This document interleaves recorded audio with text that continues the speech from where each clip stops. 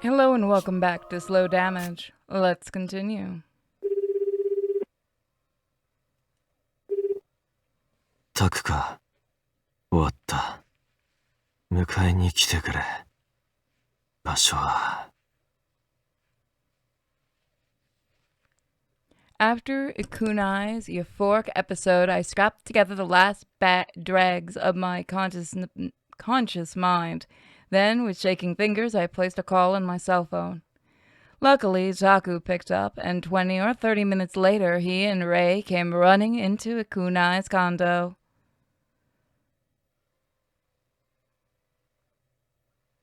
I went back home to the clinic, but Ikunai had been taken to a different facility, the Takanoichi Medical Office. Apparently, Taku made a call after he saw my injuries were a lot worse than he expected. After cutting each other to shreds, Ikunai and I had lost a lot of blood, and if I had to wait any longer to make the call, he said I might have died. But from my perspective, this sort of thing happened all the time. I would interrogate my art model to learn their darkest wishes, and then I would grant them. Most people who were drawn to apply to the Euphoria modeling gig generally had some sort of unspeakable darkness buried inside. Birds of a feather flock together, as they say. If I determined that I was able to grant their wish, and that they truly craved it from the bottom of their heart, I would respond to their email. That said, I rejected any desire pertaining directly to death. Not that I was afraid to die, but there was no coming back from it. Once I was dead, there was nothing left to look forward to. I could generally find out if someone's desire was a real deal by talking to them about it. It helped that I could observe their emotion and reactions through their smoke. If it wasn't the real deal, then I called the whole thing off on the spot. Thus far, I had never made a wrong call. By making use of my conversational skills, and their smoke, I could get a near-perfect read on people. This made them easy marks to manipulate. No one who modeled for me ever spoke of their euphoric episodes to a third party. I only chose the ones I knew who wouldn't turn around and regret it later. That was why I often went a few months in between pieces. Why was I so committed to drawing people's dark desires? Well, for one thing, it's interested me, and for another, I lived for the exact moment when my model's dream came true, and every trace of rationality melted away like butter. So I believe this is the uncensored one?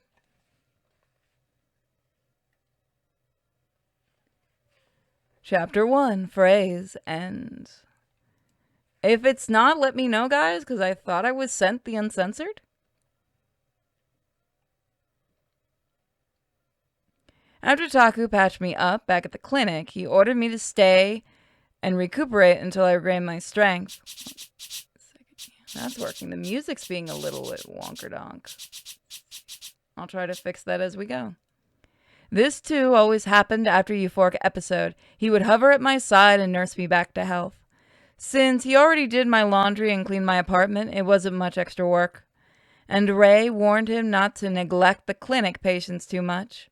According to Ray, Taku was a kind and generous person who tended to get tunnel vision when he focused too hard on one thing. He and I know each other for a long time, but even then, Ray felt he was often overly protective of me. After a week of medical treatment, I was able to sit upright again. And although I was in less than stellar condition, I started camping out in my room to paint. Before Ikunai's contribution faded away entirely, I puked it all out of my system, steadily drowning my white canvas in paint. Now that I had entered the painting stage, I became a single-minded robot. Neither Taku nor Rei tried to interact with me. They just watched from the doorway. Any time they tried to speak to me was always while I was painting. I just ignored them. I didn't turn the TV on like normal, nor did I take smoke breaks.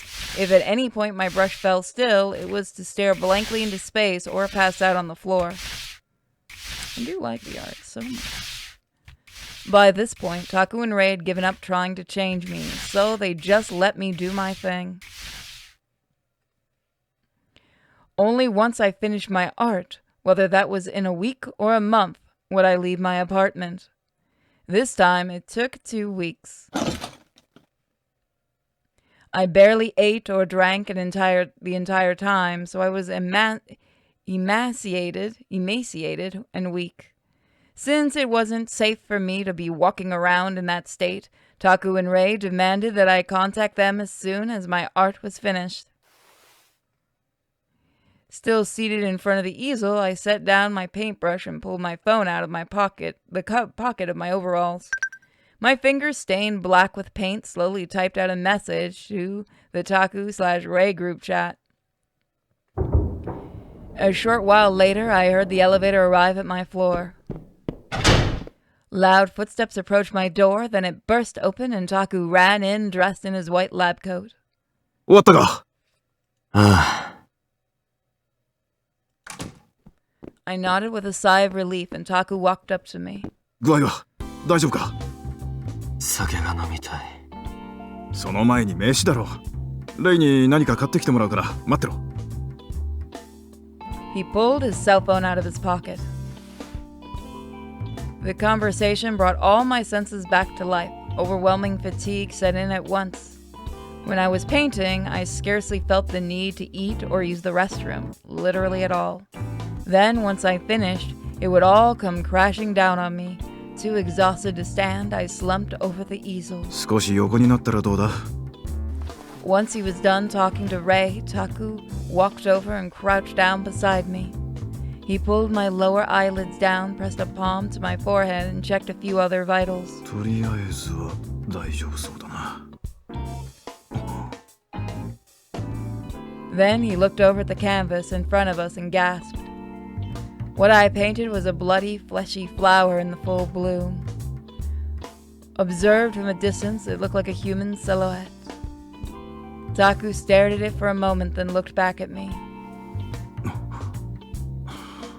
相変わらずすごい絵だな。俺は芸術方面は点で疎いが、お前の描く絵がとんでもないってことはわかる。だからお前が絵を描くための題材を求めるのも理解しているつもりだ。ただあまりのめり込みすぎるなよ。いくら題材とはいえ、相手は人間なんだから。I looked down at my feet without responding. Taku had never approved of me sleeping around, but he knew no amount of chastising me would get me to stop, so he'd given up. To him, the euphoric episodes were like a sex thing. Granted, this wasn't altogether wrong, but I was a grown adult who didn't need to be babied. I was starting to think Rei was right about Taku being overprotective. レイが来るまでもうちょっと待ってろ。He must have interpreted my silence as complete and utter exhaustion. He patted me lightly on the shoulder and straightened up. それじゃ仕事に戻るぞ。何かあったらすぐ連絡しろよ。ああ。と、そうだ。Right as he opened the door to leave, he seemed to remember something and he turned back. 生稲さん、無事に退院したらしいぞ。それと、レイと話してたんだが、もうすぐクリスマスだろ。レイが店でパーティーやるから来いって言ってたぞ。もうそんな時期なんだよな。早いもんだ。Shaking his head, Taku walked out. In his absence, silence filled the room. I slowly rose to my feet, grabbed the remote off the coffee table, and switched on the TV. All my life, I despised silence. For some reason, quiet places felt intensely suffocating and always made me break out into a cold sweat. TV static, however, was reassuring. It always filled the void with its loud, endless drone. I dropped down on the sofa, then grabbed my cig and lighter off the table. The kunai had been discharged, but I felt nothing. My interest in a given art model ceased to be after euphoric episode was over. Like a one-night stand, my life moved on without them. I lit a cigarette, took a long drag, and slowly exhaled. Come to think of it, I had received a few more model inquiries while I was painting. I decided to look at them. For now, I would enjoy the bitter taste of nicotine on my tongue.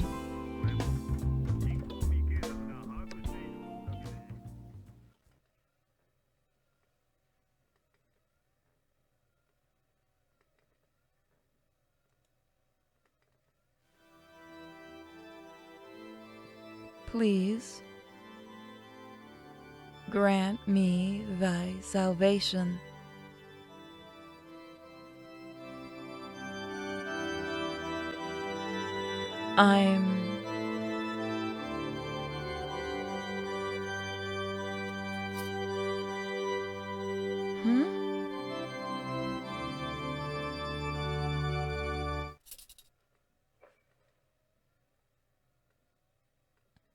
Chapter 2.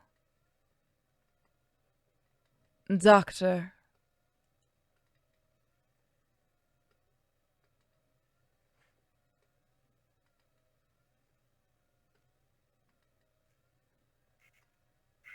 When Taku told him I finished my painting, a very worried Ray showed up with a veritable mountain of home-cooked food and forced me to eat it.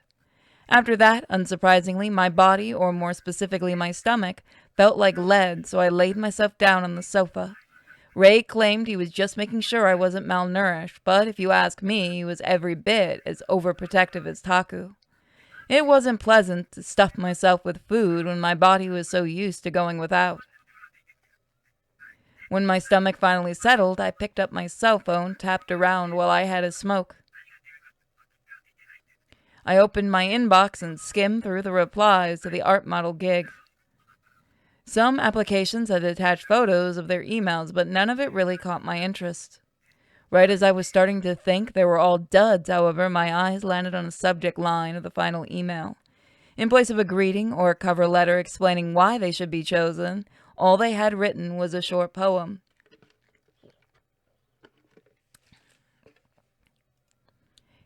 Okay. O Holy Savior, grant me thy salvation. I am your faithful servant. I have no words to describe the beauty of your heavenly messenger.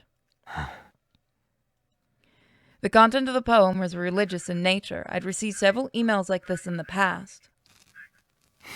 But they seemingly changed their email address every time because none of my responses ever went through. So these days, I just ignored them. I was curious at first, but after reading the same thing over and over, the novelty had worn off. Unless the tone of these poems got a lot more urgent somehow, I couldn't see myself caring. I closed the email and navigated to Roost's blog. The article at the top featured my latest Euphoria piece. Ray must have uploaded the photo he took when he came by. I felt like going down to have a drink, and not just because of the blog. So I pulled on my coat and left the apartment. My body felt heavy from days and days of barely moving. Slowly but surely, I headed to Roost.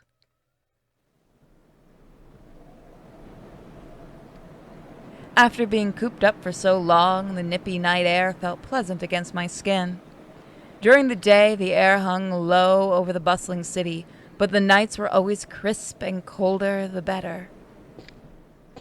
As I approached the downtown area, foot traffic began to increase.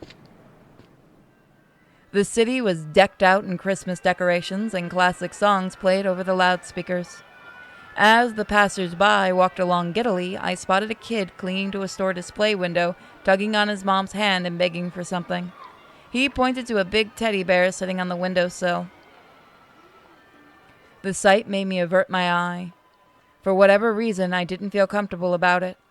Aside from the cold weather, I hated the month of December. I couldn't explain why, but it repulsed me. For most people, particularly those who lived on the mainland, Christmas was a time of love, hope, and joy, but Shinkumi was different. Each year, as the temperatures got steadily colder and colder, death among the homeless population began to skyrocket. But Shinkumi didn't care about unidentified corpses. They had worse crimes to be dealing with. Fortunately, this city was originally built on a landfill, so there was no shortage of places to dump a body. These days, a lot of them were dumped in District A, in the sea of debris caused by sinkholes, since they would be less suspicious there. This kind of thing was always on the news, but it was so normalized by this point that nobody cared anymore. Sure, everyone was probably scared at first, but after you lived in it for a while, you would inevitably adapt. Inevitably. I can't read tonight. Here in the downtown area, the tragedy was buried beneath the festive lights and music. In Shinkumi, you could step over a corpse and not even notice.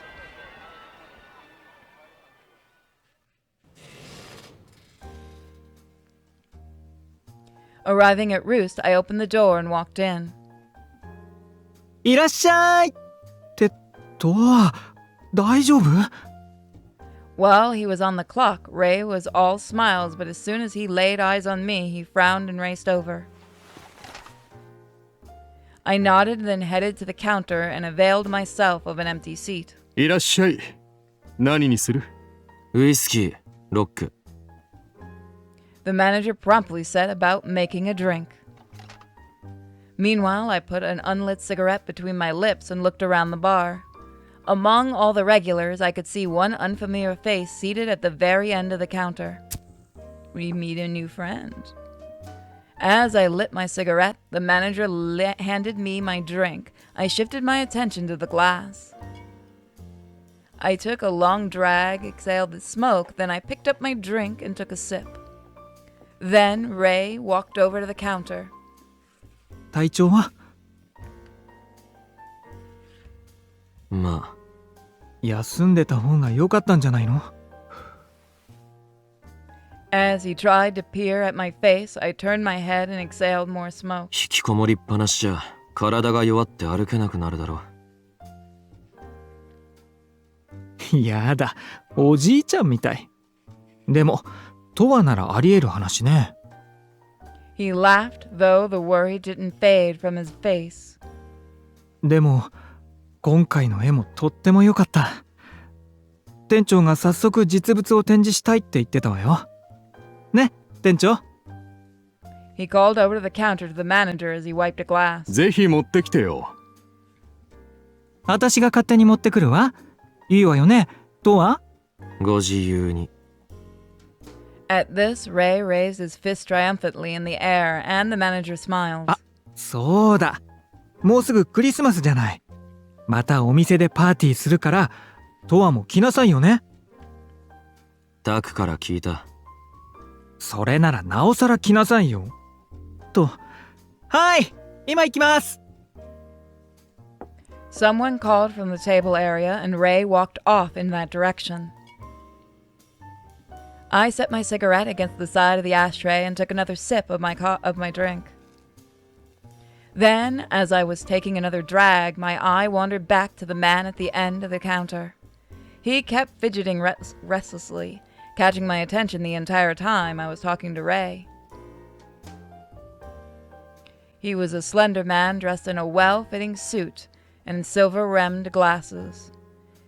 But in places like this, it was his tidy appearance that made him stick out. Judging from the way he kept glancing around, he was completely paranoid. His smoke was brown and swaying restlessly. Clearly the guy was freaked out. 店長。The manager looked at me and gestured to the man with my gaze. 誰？ああ。The manager looked over at him, then paused. まあ、トワ君には話してもいいかな。誰にも言わないだろうし。言う相手がいないからな。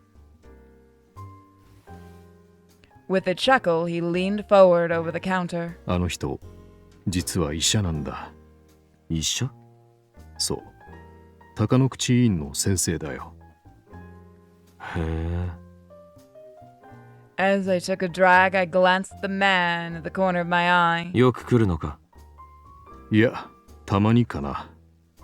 でもいつも落ち着かない感じですぐ帰っちゃうんだよね。No surprise there. I look back at the bespectacled doctor. Takanoichi Medical Office, the same place where Kunai was hospitalized. I heard it was a larger and better equipped than Murasai Clinic. The only reason a big shot doctor would be caught dead at this bar is if he had some unusual proclivities.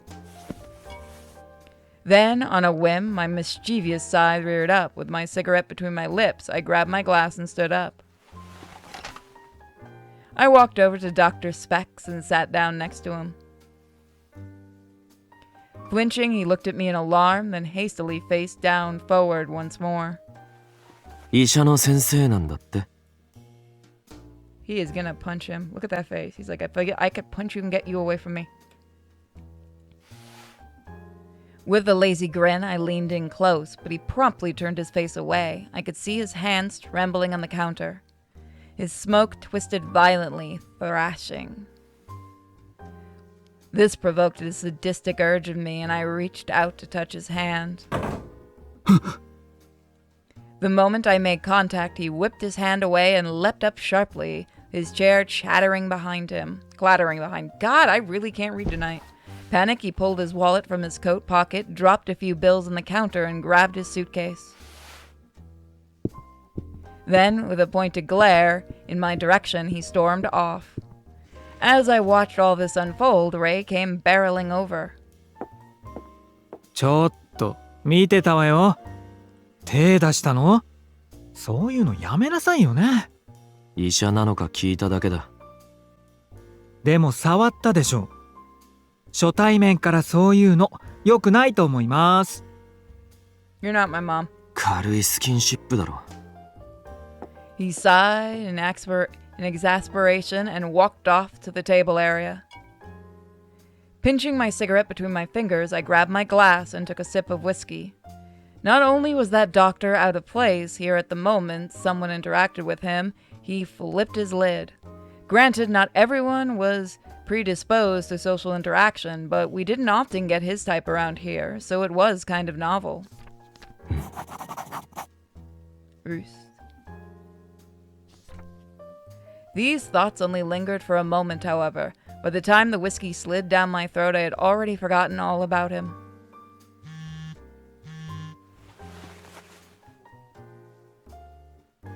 Single mothers and parental neglect. Christmas is coming. Christmas is just 5 days away. But while the city's feeling this holiday spirit, we've seen record numbers of corpses on the streets. We asked the coroner to tell us all about it.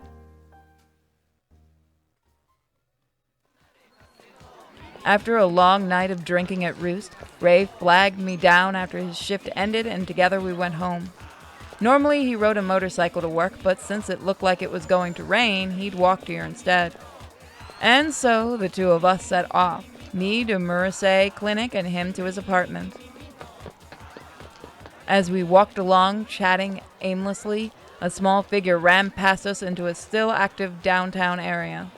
Ray whirled around as if to give chase, but stopped. ねえ、今走ってたの子供じゃない？ We both stared down the street, but couldn't see any trace of them. Honestly, it wasn't that surprising for a kid to be roaming the streets of Shinkomi at night. 売りだろ。そんな感じじゃなかったわ。全速力で走ってて、まるで何かから逃げてるような。Ray pursed his lips. 私、ちょっと追いかけてみる。And with that, he took off running. Before I could say a word, he had disappeared into the night. I sighed and crouched down on the sidewalk. Technically, I wasn't obliged to wait for him.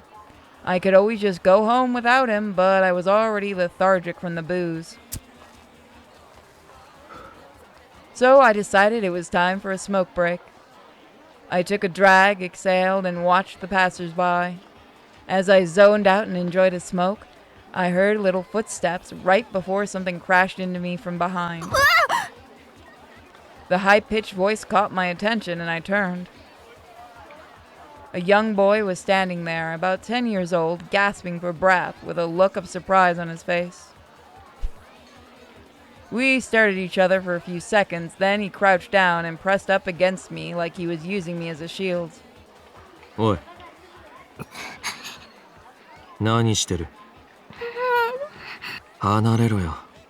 親はどうした？早く帰れ。The boy shook his head vigorously and refused to move. おい。 Just then, a group of men dashed out from a nearby alley. この野郎、母親はどこに行ったか言えってんだよ。 They were screaming about something, and when they spotted me, they stopped short. おい、てめえそいつのなんだ？さあ。関係ないなら、その坊主を渡しな。 A man in a red shirt walked up and attempted to intimidate me. I looked up at him, cigarette between my lips. 渡せって言ってんだよ。持ってけば。 The words left my lips in a haze of smoke. Apparently, they were after the kid behind me. But I wasn't involved in their business. I'd said as much. ああ？ふざけてんのか？ The guy in the red shirt was getting pissy. He didn't seem to like my attitude.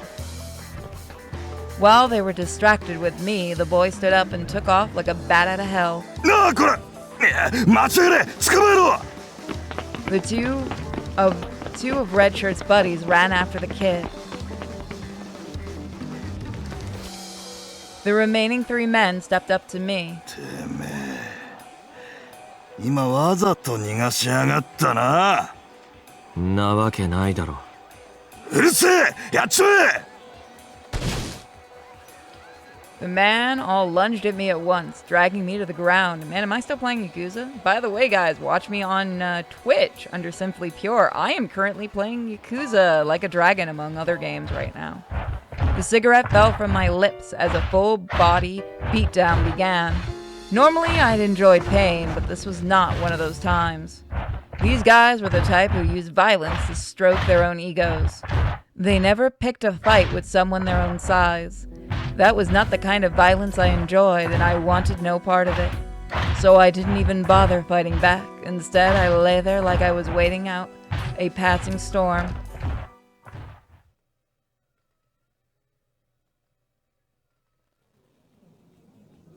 When I came to, the men were gone.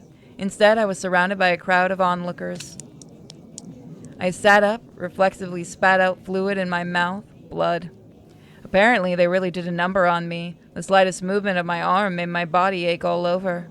In particular, my left ankle felt like it was on fire and refused to budge. Maybe it was broken? I could hear ambulance sirens in the distance. Someone in the crowd must have called for one. But I would have sooner crawled home than accept help from strangers. With that thought, I pressed both hands to the ground and tried to push myself up. But my left leg refused to cooperate. No matter how many times I tried, I couldn't get up. With a sigh, I reluctantly gave up.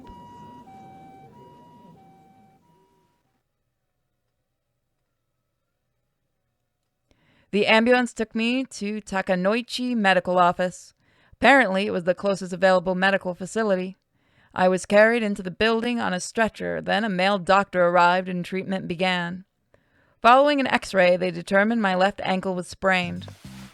骨は折れていないので、腫れが引けば大丈夫ですよ。He applied medical tape to hold my ankle in place, then told me to go home and put it on ice if it started to hurt. He offered me a pair of crutches, but I declined since I could still walk without putting weight on my left foot. Then he patched up my other injuries and left the exam room. Next, the nurse asked me for my name and contact info. I said my last name was Murasai, then gave her Taku's phone number. I did this any time I ended up at a hospital. Most people born in Shikumi didn't have a birth certificate, myself included. Since a lot of people went by fake names and/or had no other family, hospitals couldn't turn a profit if they turned these patients away. So while medical facilities were generally averse to treating gangsters and other troublemakers, they were willing to overlook a lot of other things. Just then I remember the doctor I had met at Roost the other night. Supposedly he worked here. この病院にメガネをかけた40代くらいの男の先生っている？そうですね。2人ほど。The nurse looked at me dubiously. ちょっと神経質そうで背筋を伸ばして歩くような感じの人なんだけど。ああ、それは朝倉先生ですね。非常勤の先生です。人からいい評判を聞いたから見てもらいたいと思って。ああ、そうなんですね。I wasn't sure this excuse would fly, considering I didn't even know what field this Asakura guy specialized in, but she nodded in understanding. 朝倉先生は毎日来てる？非常勤なので毎日はいらっしゃらないんです。月曜と木曜、土曜の午前中ならいらっしゃいますよ。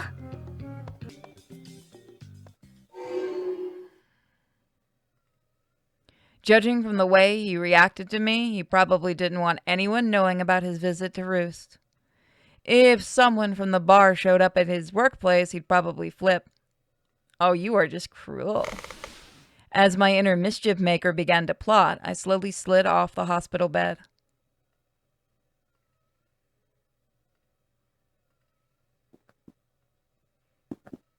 While I was at the billing counter, I asked about Asakura's schedule. They told me he had an appointment available the next day, so I booked it.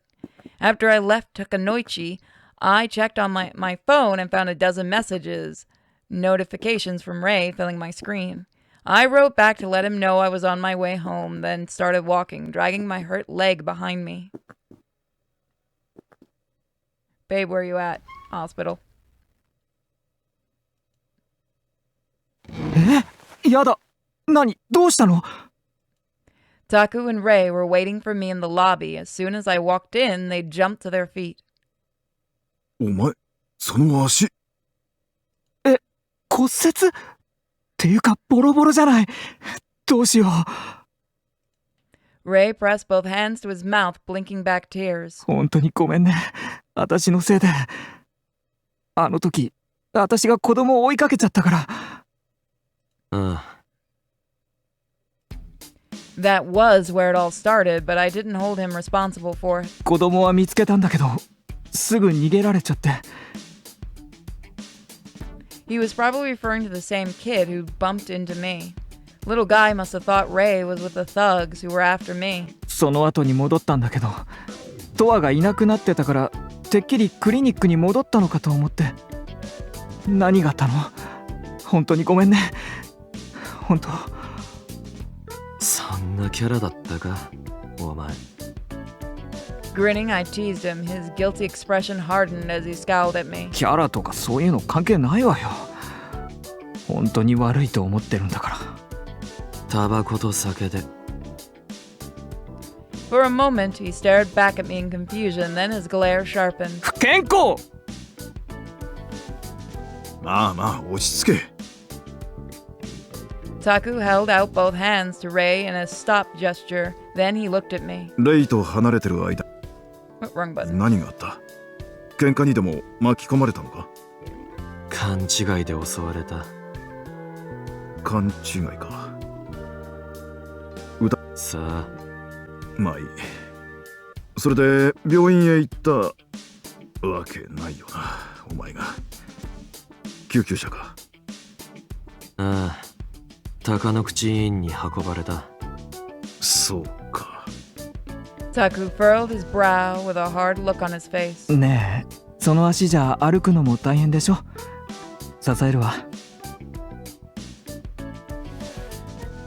Clearly, Ray still felt responsible for my injuries.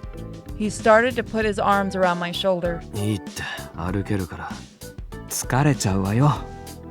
それどころか部屋にたどり着く前に力尽きるかもしれないし。まさか。あんたなら十分ありえるわよ。ない。二人ともやめろ。とは、今日はもう自分の部屋でゆっくり休め。いいな。In the end, Ray insisted he would help me walk, and I reluctantly went along with it. Both Ray and Taku escorted me into the elevator and up to the 3rd floor. When I returned to my apartment, I sat down sideways on the sofa and stretched my left leg out. Ray brought some ice packs and situated them around my ankle. 足以外の怪我は大丈夫なのか？ Taku looked at me with sympathy. 特に何も言われなかった。そうか。鷹の口院で見てもらったから大丈夫だとは思うが、他に何か気になることはないか？ I don't know what that flickering is, it's just part of the game. This reminds me of Asakura. ルーストに鷹の口院の医者が来てた。医者？ルーストの客と同じ顔が鷹の口医院にいたってことか？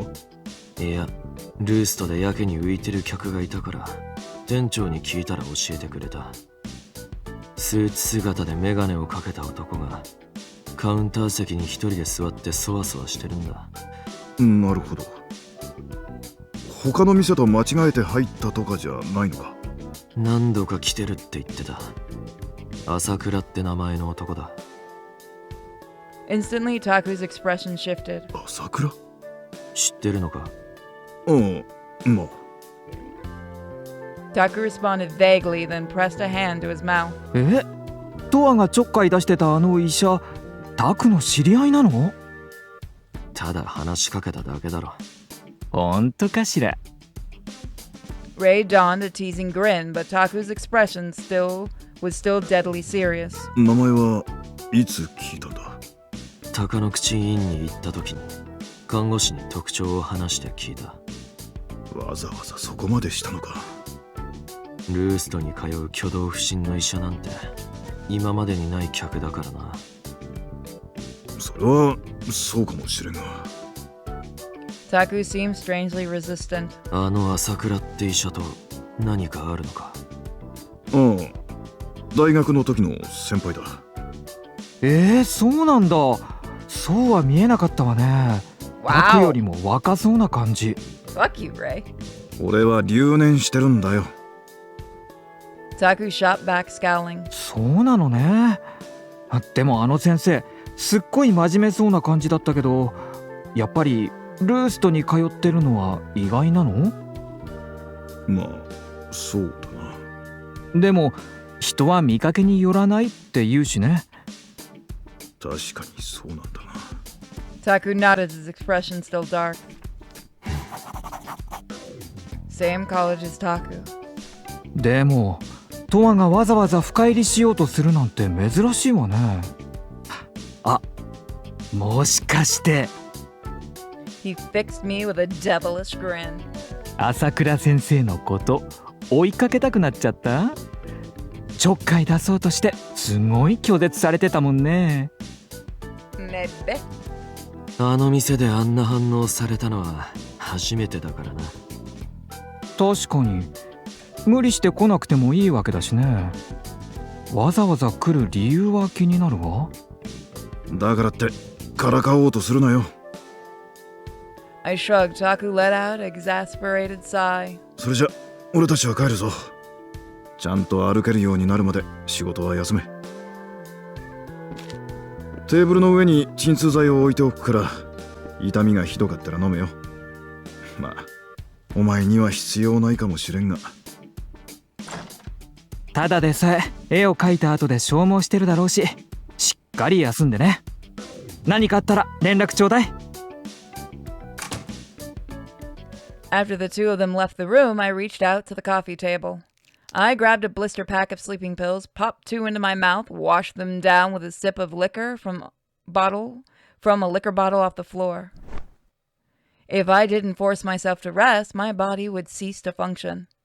I had no strong attachment to staying alive, but that didn't mean I was eager to die. As long as I was alive, there was always something halfway decent to enjoy. Thus, I was in no hurry to kick the bucket. And so I closed my eyes and waited for sleep to be forced upon me. Slow damage. So that's actually where we're going to leave it today. A bit of a shorter episode, but we had a longer one last time, so I think it balances out. Thank you guys so much for watching, and hopefully you're enjoying all of my series. And I'll see you next time. Bye, guys.